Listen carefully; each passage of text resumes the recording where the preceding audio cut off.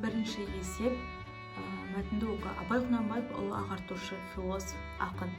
Оның шығармашылығын мәдениеттің үш ұлы көзі нәрлендірген.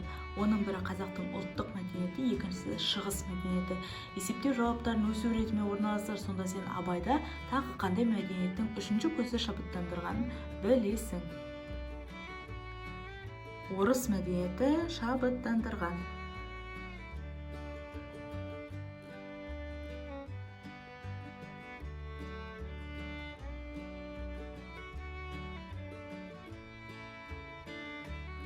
Үшінші есепте және тексер. Баған түрінде шығарылды барлық есептер.